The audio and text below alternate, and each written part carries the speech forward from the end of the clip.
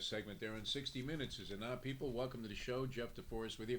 SportsStreamNetwork.com with you today until 12 o'clock, our new time slot.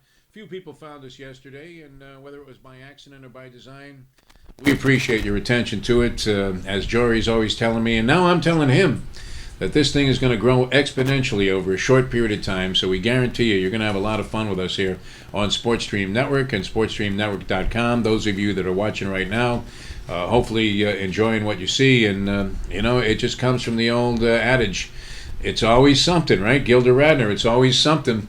Yesterday might have been the wildest day in the NFL with all the different things that are circulating around. We've had wife beaters and criminals and guys driving 140 miles an hour in their cars and all kinds of stuff. Adrian Peterson beating his child with a stick, and Charles Barkley going on TV and saying, that's okay. And all these different things that are happening. Greg Hardy having his suspension dropped from 10 games to 4.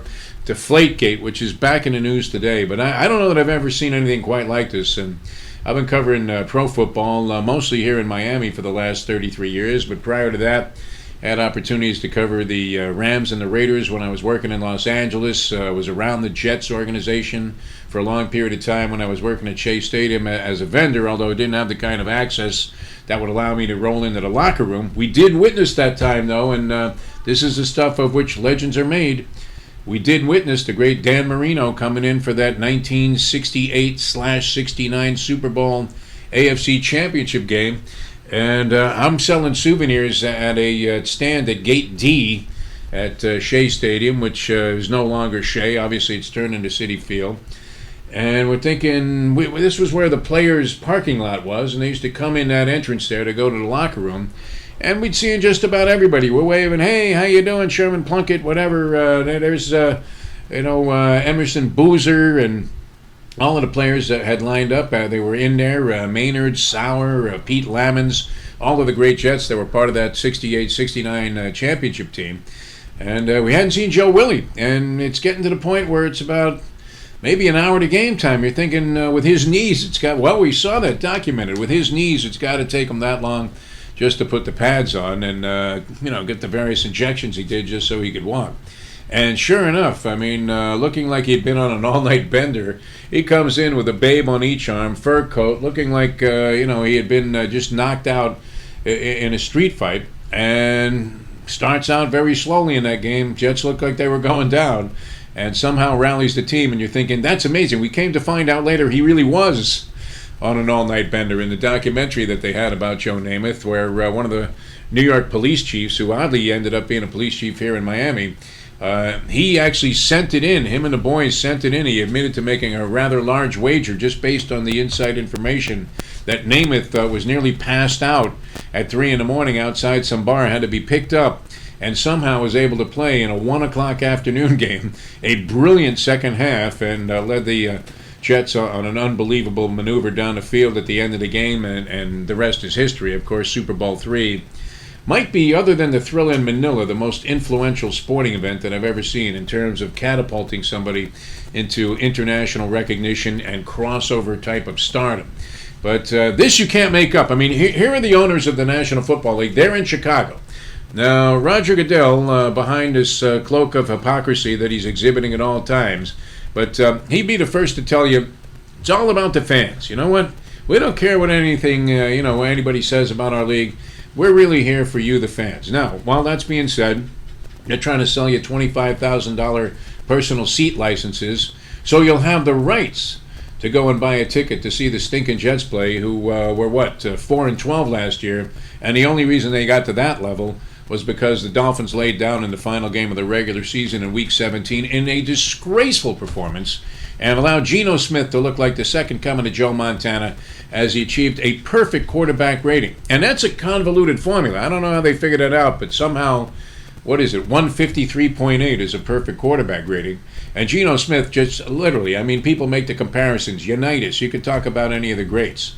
But he never really convinced anybody that he was going to be a great quarterback in the NFL, and he appeared to be flaky going back to when the Jets selected him as a second-round pick. Remember, he walked out of the green room. Everybody thought he was going in the first round. He got upset about it. He did something that you would have to think doesn't necessarily lean towards you thinking that this is going to be some dynamic leader, which doesn't hurt to have as a quality if you're going to quarterback a National Football League team.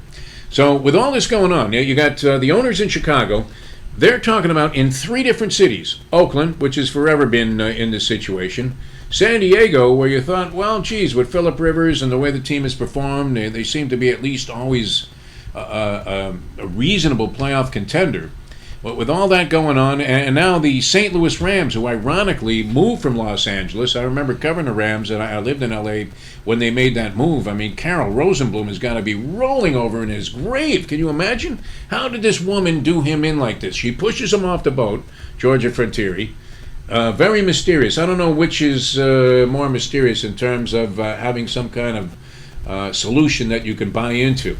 What was it, that, or was it Natalie Wood with Robert Wagner? Because nobody ever figured out how she ended up in the drink. And a lot of people, and that happened off the coast of Florida here, where Carol Rosenblum is on his yacht. You couldn't be more secure. This wasn't me on my wave runner and a tsunami comes up or a rogue wave. This was Carol Rosenblum and his wife, who eventually became Georgia Frontieri, and they're out on their boat. I guess you would imagine they had some kind of crew, and he mysteriously ended up as shark bait and passes away. And guess what? She inherits the team. Now, she's had an agenda for a long time. She marries this musical director. I forget his first name, Frontieri. And you remember that, Jerry? I don't know what Frontieri's the guy, his first name was, but Georgia, takes over the ownership of the Rams, and within a short period of time after that, she takes the Rams from Los Angeles on some sweetheart municipal just strangulation deal where she gets all kinds of concessions and moves the Rams back to St. Louis, where they did have the Cardinals for many years, but they left because the market was a disaster and ended up going to Arizona. With due respect to the only Cardinal at the time that made any difference, that was all numero ocho, Larry Wilson. Remember him? He was the one guy that you could recognize off the Hart, the quarterback, Jim Hart. He was also somebody that might have had significance. Other than that, the whole organization was a waste of time. They moved to Arizona. They actually start to gain some kind of momentum, and now are a reasonable factor, at least of late, in the NFL. But what a disgrace. I mean, after the city literally put its rear end in the air. I mean, they were showing their fannies, can I say asses here on Sports Stream Network? Sure. To the wind. Right? Just high and dry. Just hit me where it hurts the most. Smack me right on the fanny. They took a beating there in that deal, and they get the Rams. They lure them to St. Louis. Frontieri makes a ton of cash. May she rest in peace.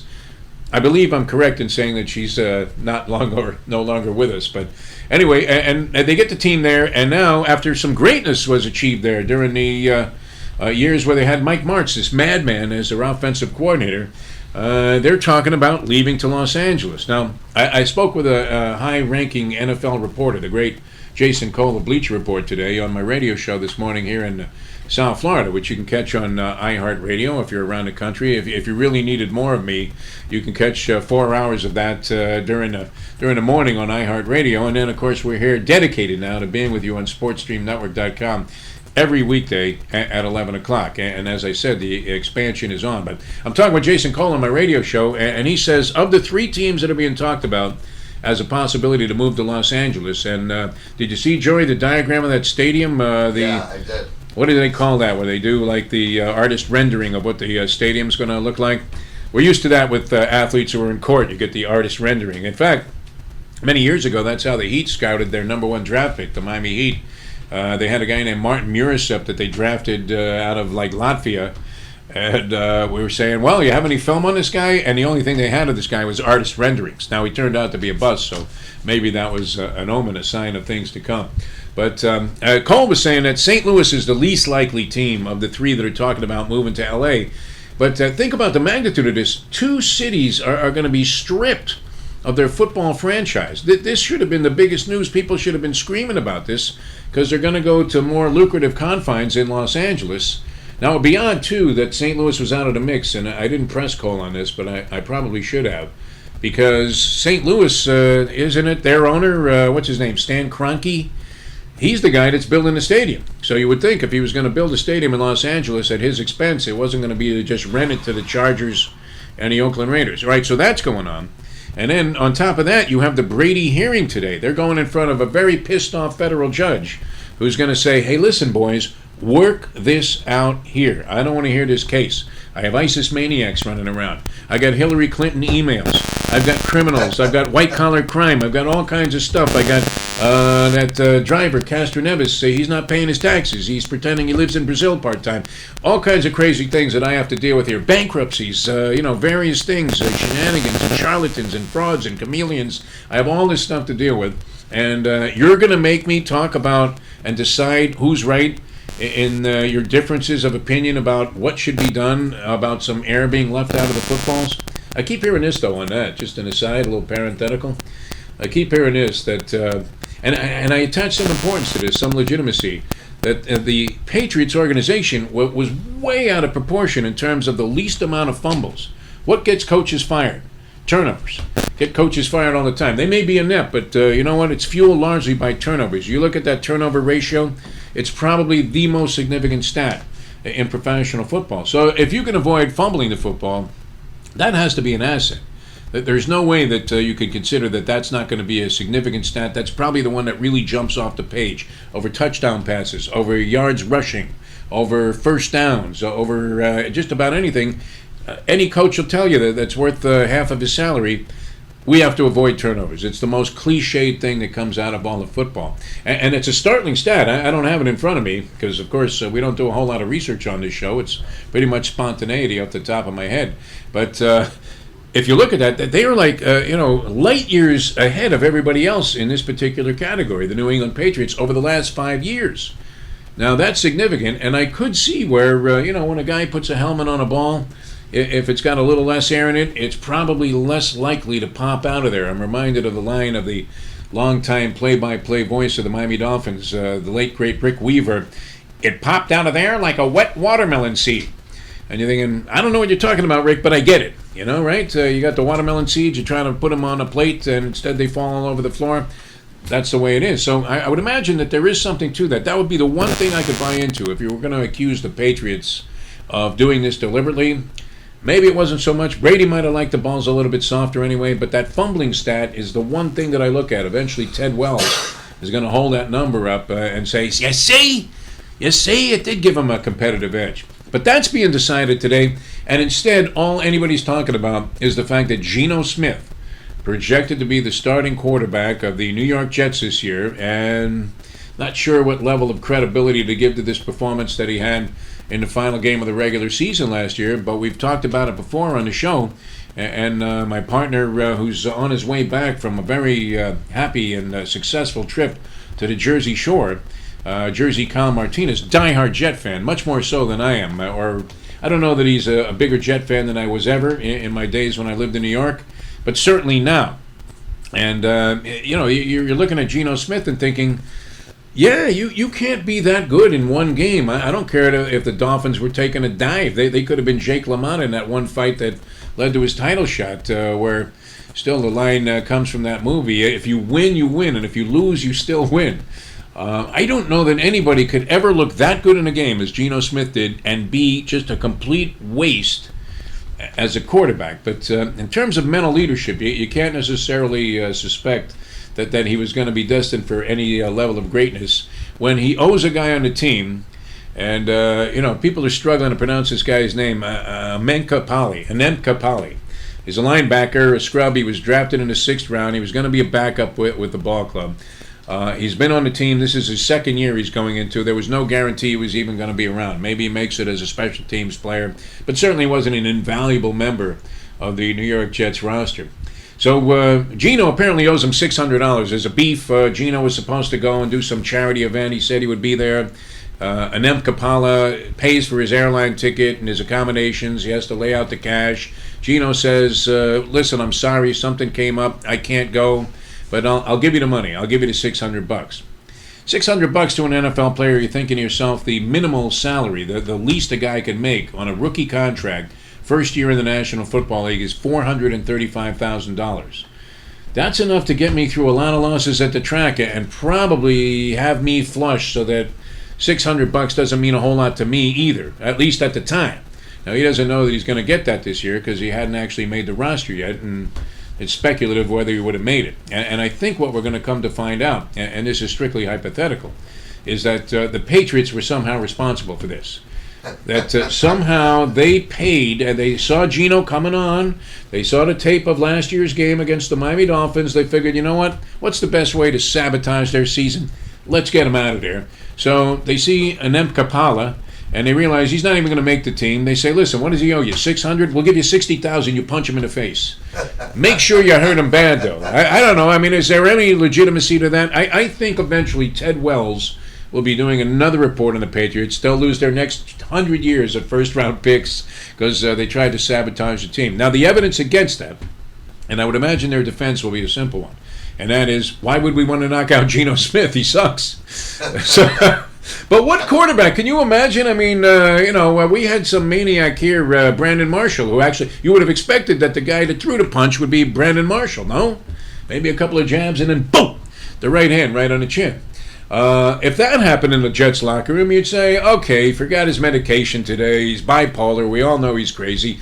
The reason the Dolphins got rid of Brandon Marshall and sent him packing to Chicago, what was that?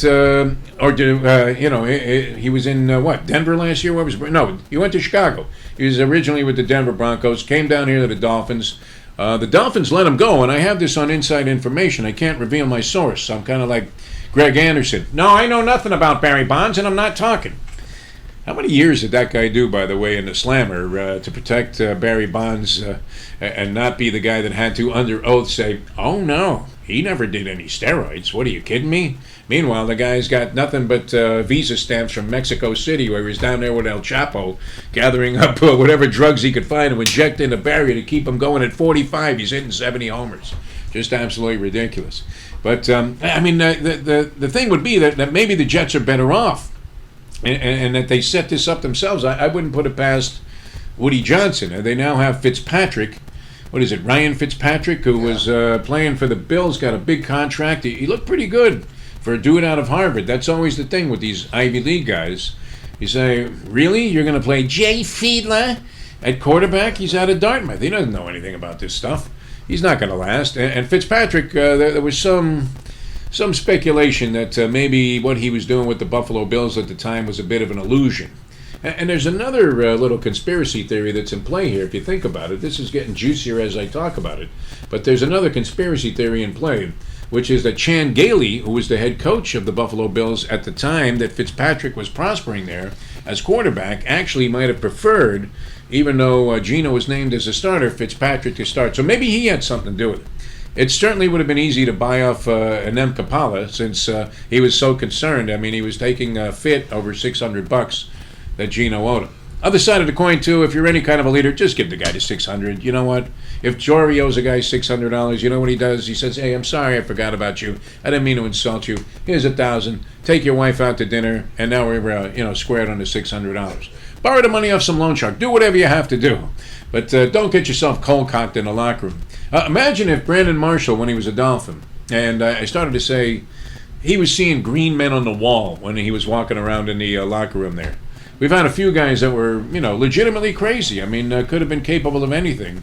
And I know this for a fact, that the Dolphin coaches were actually afraid of what Brandon Marshall might do when he was a member of the team from minute to minute. It's not like they couldn't use his services. He was great with the Miami Dolphins. He was far and away the best receiver they had had on that team since maybe Duper and Clayton. Maybe you could even go back to Paul Warfield. This guy was great. He was an animal. He would catch the ball in traffic. He could go deep. He could make the little out pattern work. He could go inside. He wasn't afraid to get converged on by three guys, linebacker, safety, and maybe a cornerback, and just take a huge blindside hit. He'd still hang in there and catch the ball. O.J. McDuffie was that type of guy also. But Marshall was great, and he had some speed, and he had some game-breaking ability. He had a terrific year. The Dolphins just threw in the towel on this guy because they said, you know what? We don't know what he's going to do next. And then later on, we came to find out that he had a legitimate issue with being bipolar. He addressed it. He tried to help some people out. And it seems like he's gone in the right direction ever since then. But obviously the Bears got tired of him too, and they sent him packing to the New York Jets.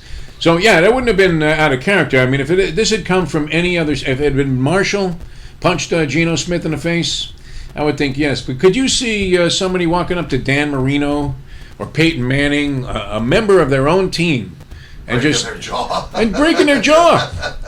Now, the other side of the coin is, if Geno Smith was any kind of a man, why can't he play with the broken jaw? Why is he out 6 to 10 weeks? If this happened to Frank Mahovlich or Bobby Hull, they're out there for the third period. Any old school hockey guy, anybody now, right? We see all kinds of crazy stuff. That Marty McSorley thing with Brashears, I'm sure. Bob would have never missed a game. Never missed a game. No, they wouldn't have even missed 5 minutes. The minute they got out of the penalty box for fighting, boom, they would have been right out there, skating around and maybe even scoring a goal in a breakaway. I mean, that's the way it works. And, of course, Jory reminded me, and I was thinking about this, Muhammad Ali, when he lost that fight to Ken Norton and seemed to give a very lethargic effort on ABC's Wide World of Sports, he had a broken jaw for 9 of the 10 rounds that they fought that day and, brought Norton into prominence. And the weird thing about Ken Norton, while he struggled to beat anybody else, he had the one style there, that thing, remember, he used to go in there like this, crossing the arms, and then he had the one style that for some reason befuddled Ali, because all of their fights were close, and most people that were on hand when they fought 15 rounds at Yankee Stadium believe that Ken Norton got absolutely robbed that night. I don't know that I'm among them, because if Ali won 5 of the 15 rounds, that was good enough for me to just want to see him retain his championship and win the fight. Jimmy Young had a legitimate complaint, by the way, remember? Jimmy Young couldn't break an egg with either hand, and he outboxed Ali for 10 rounds on TV, and everybody had it like 8-2 Young, and they gave it to Ali 6-4 on a split decision. And that was one of the ultimate train robberies, Brinks robberies, that takes place in the sport of boxing. But this is hysterical, and I don't know where it's going to go. But if you're the New York Jets, and this was great in the New York Post, everybody's having a lot of fun with this. And we're going to use a big word here that I probably was mispronouncing most of the day. Ignominious. Are you familiar with that? Ignominious. No. I think I know. Anybody in our audience will eventually raise up the chat room here as soon as I reconfigure my computer system. But ignominious. It's like sort of along the lines of infamous. It's embarrassing. I mean, there are many embarrassing moments in Jet history. And we're trying to figure out exactly where this thing ranks, with Geno Smith getting knocked out and being unable now to play for 6 to 10 weeks. And some people are speculating, I just heard Rich Eisen of the NFL Network speculating that maybe he never plays another down as a New York Jet again. Is that possible? Then you would have to have suspicions that the conspiracy theorists out there, which I am, of course, the number one proponent and biggest advocate, then you would have to have suspicions that there was something more to this. That Woody Johnson says, I tell you what, I'll give you a piece of every Q-tip I sell the rest of my life if you take out Geno Smith. And then Capali, you ain't going to make the team anyway. You got no shot. The coach is never going to play you. You're absolutely well behind the curve here in terms of NFL linebackers. We'll make sure you never get another job again. But if you take out Geno, 2 cents off every Q-tip, it's all yours.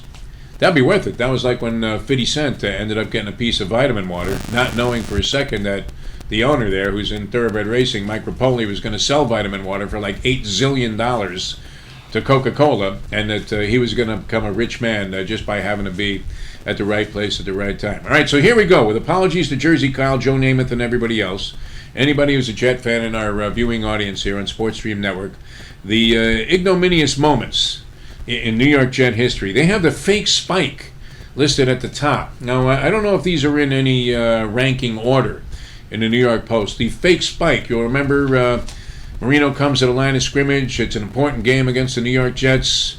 I believe the Jets were fighting for a playoff spot. Dolphins trailing the whole time. They get up to the line of scrimmage. He pretends, he makes every motion like he's going to spike the ball. And then, of course, he throws a pass to Ingram in the corner of the end zone. And the Jets go down to a bizarre and pathetic Rich Kotite-like defeat. Actually, not on the list in the New York Post. You could just put Rich Kotite, because that 1-15 season was one of the biggest shambles that we've ever seen put on by any sports team in the history of all franchises, including baseball, hockey, basketball, whatever you want to say, soccer, Little League Baseball. The Rich Kotite year was probably one of the single biggest embarrassments. They have Leon Hess's Thanksgiving Day speech, if you'll indulge me here, just to refresh everybody. In the midst of a season going nowhere, Hess meets the team for his annual Thanksgiving Day speech and tells the players that let's go out with dignity and show them we're not horses' asses. Those were his words of inspiration. And the Jets go out that day and beat Seattle and then lose the rest of their games in a 3-13 campaign. So hardly the stuff of which Newt Rockne will be remembered for. This wasn't win one for the Gipper. This was a guy who sold a lot of trucks while he was selling gasoline. And what was the thing about Hess Gas?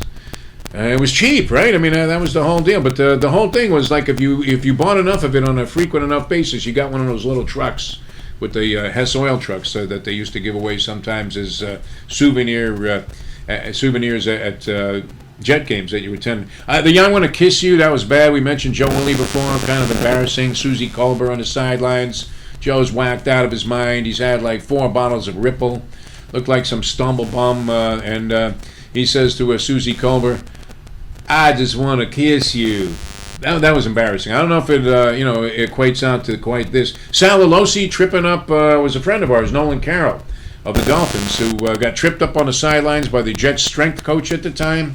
Roger Goodell wasn't so upset about that affecting the integrity of the game. This guy still is in football. I think he may not be in football, but he's with somebody as their strength coach, either a major league team or he is actually still involved in professional sports after blatantly going out there and pulling a Woody Hayes and punching a guy while the thing was in play. Pretty crazy. Santonio Holmes, he was always a problem for the Jets. He won't even go into the huddle. That was pretty embarrassing. Anything to do with sucking toes and Rex Ryan. And there were some people today, and this is really a stretch of the imagination, there were some people today that were trying to imply that Rex Ryan had set the stage for this kind of nonsense and embarrassment to go on with Geno Smith getting knocked out because he had created that kind of circus clown-like atmosphere and encouraged people to go ahead and fight inside the confines of the team's locker room and training camp, that he actually used to set up fights to try and get his team a little bit more fired up. I don't know. That seems like a real reach, a Mel Kiper reach, if you're going to try to pin this on Rex Ryan. But anyway, you couldn't make it up. Geno Smith knocked out of action. Many Jet fans are celebrating. They're thinking Fitzpatrick's going to give him a better shake anyway. We suspect conspiracy. It'll eventually be blamed on the Patriots. And this on a day stealing all of the headlines in the National Football League on a day where 2 franchises are going to move out of their city. What is Roger Goodell going to say to the fans at that point? Oh, well, you know what? We did this for the fans. Just raped of everything that they have invested emotionally and financially in these teams. San Diego, in all likelihood, you would have to think St. Louis is going. No, I can't imagine this Stan Kroenke guy builds a stadium, a beautiful stadium in Los Angeles, swindles whatever land deal he was able to work out, like most of these things where you're looking at the transaction and thinking, well, who made out here? It certainly wasn't the city.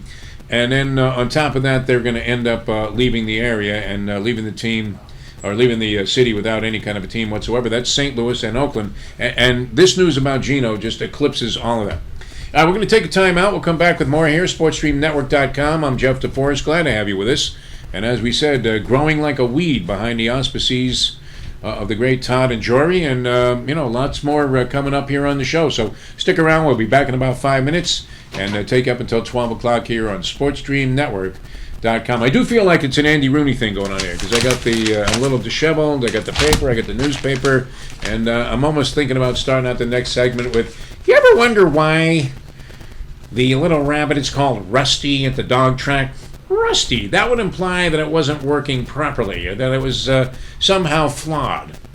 Never mind, but we'll come back and finish things off. Be with you until 12 o'clock here at SportsStreamNetwork.com. I'm Jeff DeForest. Thanks for being with us. Back with more in a moment here on SportsStreamNetwork.com.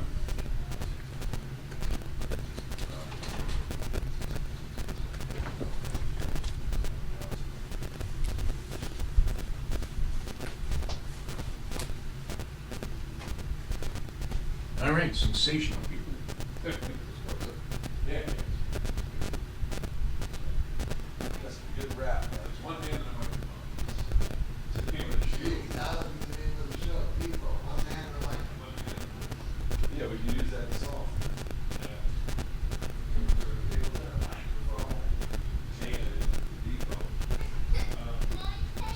One DeFo and a microphone. There you go.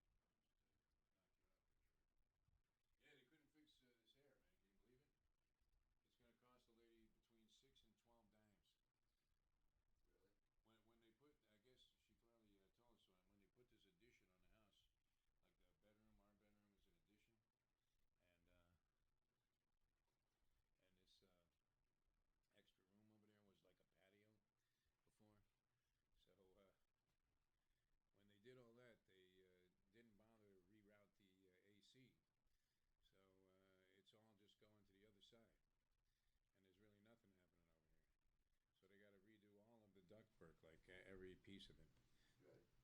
The guy said it was going to be like 6 to 12,000. I'm like, well, you know what? For the lady, it might be worth the investment because no one's ever going to, tolerate this. Where she said that she's got the thing solved about our electric bill.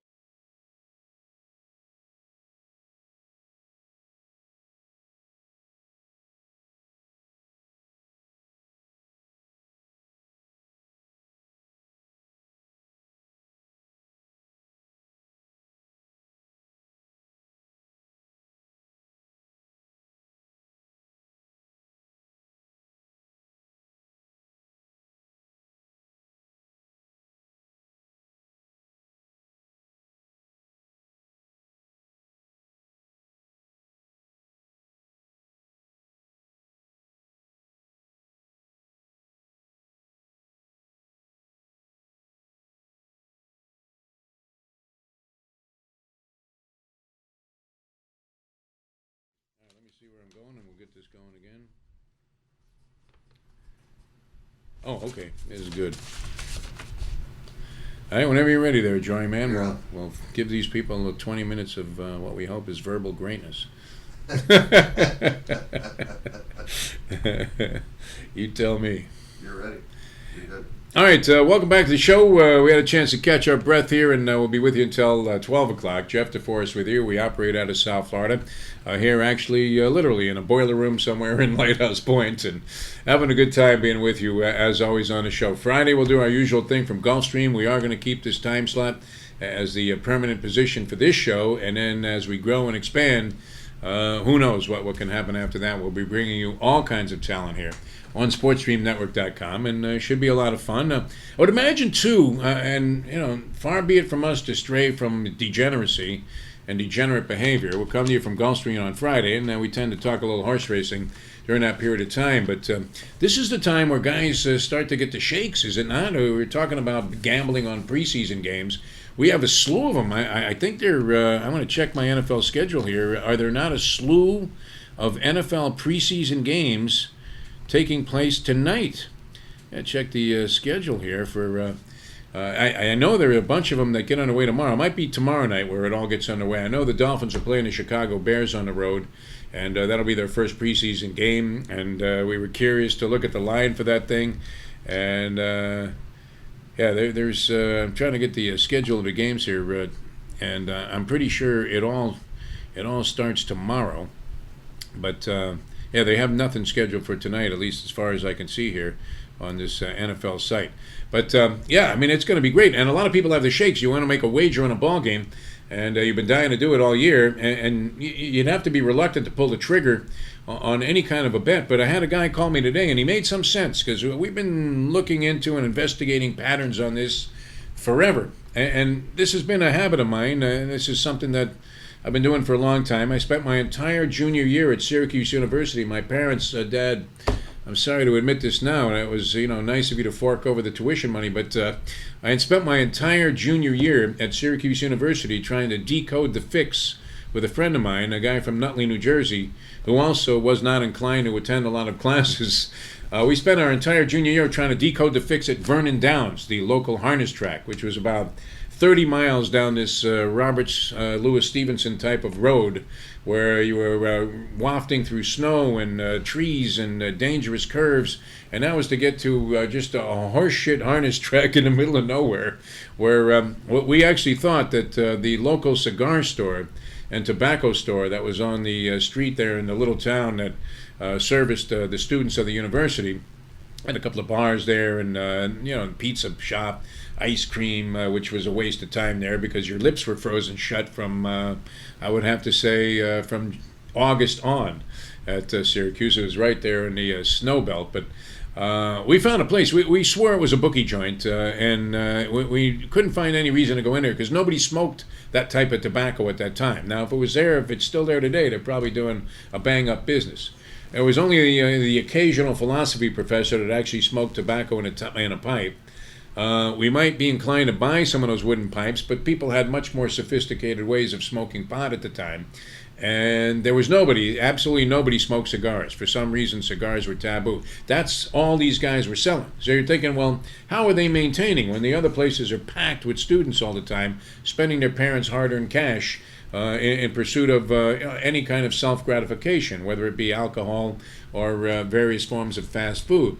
So we hang around the joint for a while, and we thought we had picked up the idea that whenever this one journalist, his name was Bud Vanderveer, and he was a sports writer of some acclaim. You can Google Bud Vanderveer, and he was revered. He was a Sports Illustrated local correspondent. He was the longest tenured sports writer at Syracuse, which had a nice feeder system for guys that were going into print journalism at the time, because the fabled Newhouse School of Communications has produced all kinds of greats, giants, titans of the field, in both, all three actually, TV, radio, newspaper, print, magazines.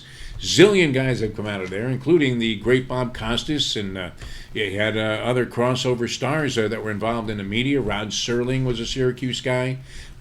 Dick Clark was a Syracuse guy. The great Dick Stockton, Syracuse guy. Many terrific and top-notch professional long-term announcers came out of the school. So they had a nice feeder system. It wasn't like you could get by as an old codger being a stiff on that staff there. Vanderveer had to have some kind of credentials. He had to have some kind of game.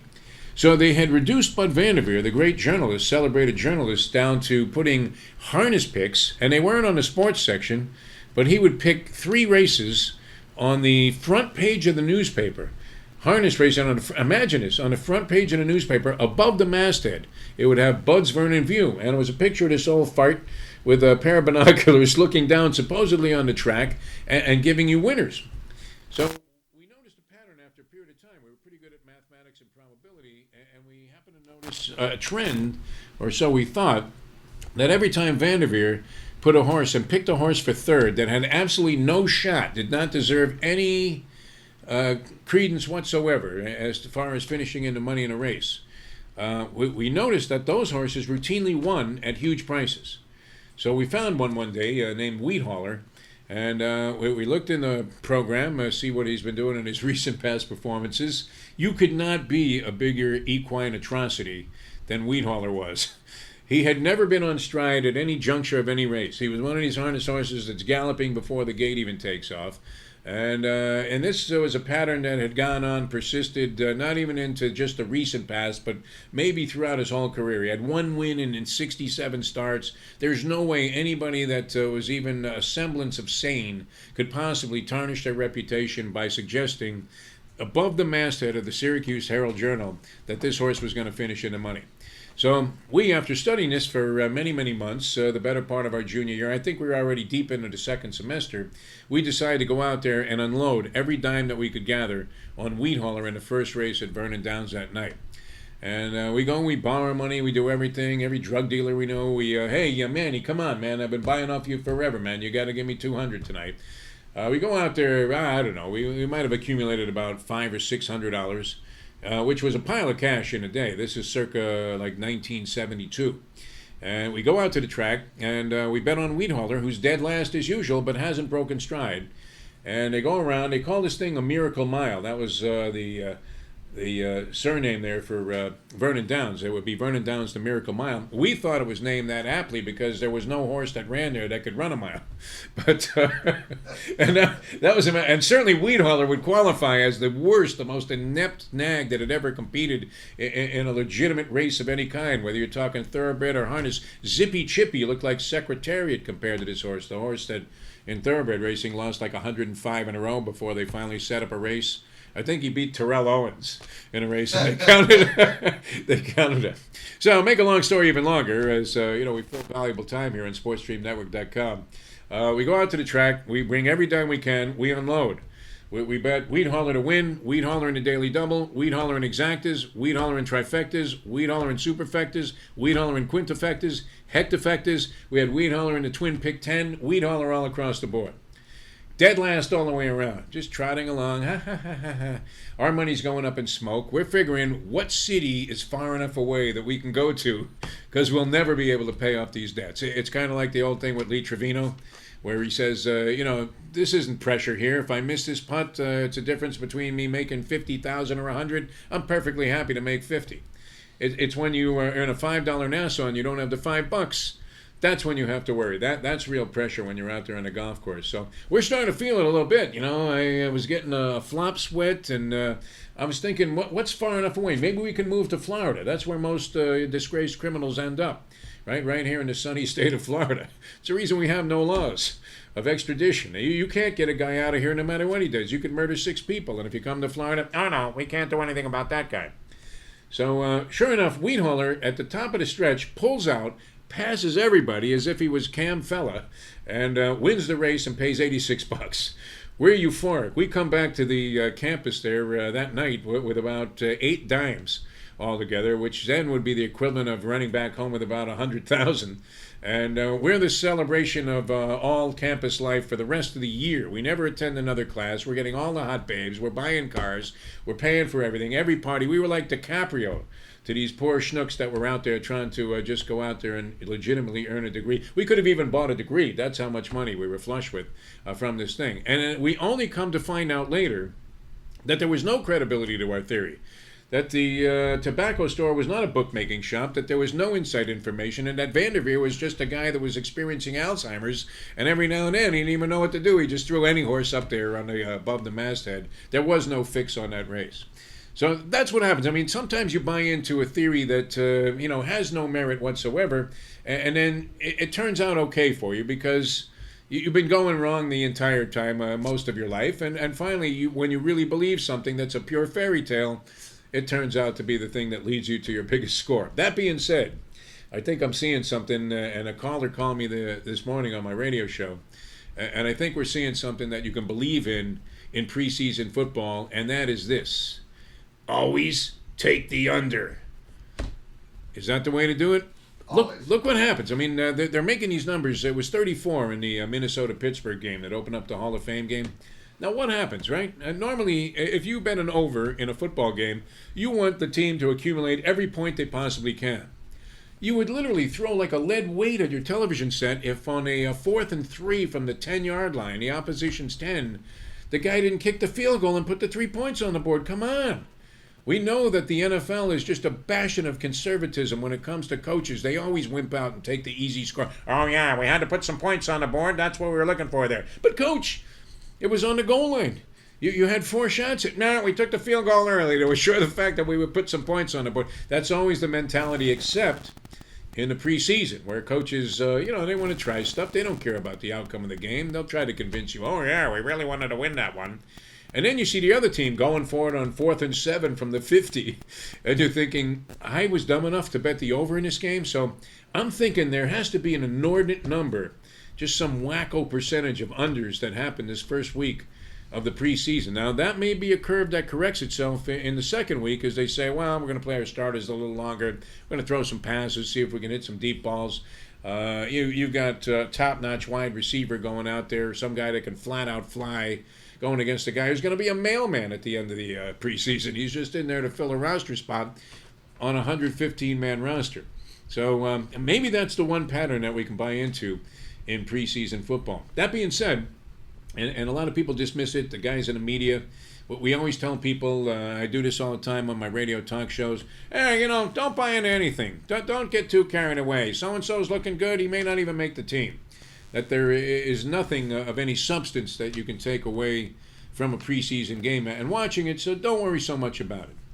I don't know if I'm inclined to believe that totally, because coaches will try to convince you they have to start this winning attitude, that they're seriously looking at battles for positions, even though they're hard-ass guys, hard-line guys who have had their minds made up since they were looking at film in the summertime. But every now and then you see something that sparks you in a preseason game, and I'm kind of looking forward to I'm excited to see the kickoff of our team that we cover here, the Miami Dolphins against the Chicago Bears. And then right after that, how long does that moment last? It's kind of like having sex when you're in your 60s. How long does that moment last? You're thinking right after the kickoff, I'm probably going to turn this shit off and never watch it again until we get to the regular season. I don't know what you can decipher from watching preseason games, but I will say this: it's weird. You have just a gigantic moment of excitement, and then maybe you find out whatever it is. Just as you're about to go to the post, she tells you, "Oh, by the way, I hope you're okay with the fact I have syphilis," and you're thinking, That's more deflating than anything Tom Brady did with those footballs, because you're just about to dive in and indulge in something that was about to take you down a very sordid path. But a lot of excitement about that, and that's kind of taken the thunder away from, certainly on the local baseball scene here in Florida, where the Marlins have been an outright disaster all year long. I do think they are operating under a curse. I believe there are matters of the occult in there. I was asking former Marlin who scored big, Carl Pavano. This guy's doing great, huh? Carl Pavano, the Yankee fans hated him. I was speaking with him today, and he was in New York. It was a disaster. Came back and pitched very well for the Montreal Expos after that, and did a little stint with the Cleveland Indians. I think he did pretty well with the Tribe, but he bounced back. He was lucky because after getting a huge free agent contract, he bounced back and actually acquitted himself very well and justified some of the huge money that he made. But this guy is pretty well set up. Doesn't have to worry about anything, and unfortunately for him, he's got to broadcast the rest of the season of the Miami Marlins, and that's been one of the most inexplicable things I think I've ever come across in sport, where a team makes virtually every right maneuver that you can think of. They go right down the line in terms of baseball logic and protocol, and they end up signing their big star to a long-term deal. They bring in a sexy guy at second base who's having a real good season, or at least was for most of the year. You got a pitching staff that's going to be emboldened by the return from Tommy John surgery of one of the real bright stars in the game, Jose Fernandez, who is, I mean, if you're around the country watching, when you see this guy pencil in the pitch, you want to watch those starts. It's like Bumgarner, who, poured out a little 5-hit gem last night for the San Francisco Giants, who are another one of those miracle teams that you look at and you're saying, how the blank are they doing it every year? The Dodgers spend more and more money. I think the Dodger payroll includes a date with Vin Scully. I mean, it's unbelievable how much money they've spent, and they can't shuck off the charge of the Giants, who continue to just find ways to get into the playoffs and win World Series, having won 3 out of the last 5 World Series, going to the San Francisco Giants. Who the hell is on their team? Name me another guy. Besides Bumgarner, you had the pitcher with the long hair, Lincecum. The other guy, Matt Cain, he's, I don't know, what is he doing this year? I don't think he's having such a great season. Hear nothing about him. And who do they have in the field? They even lost the Panda, Sandoval, who was one of their more exciting and entertaining players. He goes to the Red Sox, boom, right back to the curse of the Bambino. He may as well be known as El Finito now. They can't do anything, get out of their own way. They even lost to the Marlins last night. But, you're looking for some silver linings, and I was asking Pamano, who was a Yankee, what it must be like in New York right now. I mean, never mind Geno Smith getting socked in the face. Imagine being a Yankee fan, and you're seeing, I mean, this is what we were talking about yesterday on the show, Satchel Paige. It's, don't look back. Somebody may be gaining on you, and they are just picking up ground like there's no tomorrow. I mean, rolling downhill like a giant rock. The Yankees, as the Toronto Blue Jays, who made a couple of bold moves around the trade deadline. I don't know if that just instilled confidence in the team, that the franchise was really trying. I'm looking at the schmanks they put out there last night. None of them are hitting above 240, and yet they're only a half game back now. The Yankees, who lost a gut-wrentching, heartbreaking decision last night in 16 innings to the Native Americans, the Cleveland Indians, and now find themselves having led, about 10 days ago. They're up 6 and a hook on the Toronto Blue Jays. Seemed to be a veritable cinch to win the American League East, and now they sit there with a very tenuous, marginal, very suspect half-game lead over a team that's just charging at them like they were the raging bull coming out of the corner for round 1 of one of those Sugar Ray Robinson fights. So it's getting kind of interesting in baseball, as you've got a lot of different juxtaposition. The Mets, meanwhile, who you would never expect would be able to sustain this level of brilliance, especially since their hitting has been up and down and suspect. Lucas Dudade out of the lineup, and this was a guy that was hitting a home run in virtually every at-bat. He's done. David Wright hasn't come back yet. They've got suspect people out there in their everyday lineup. Great pitching, of course.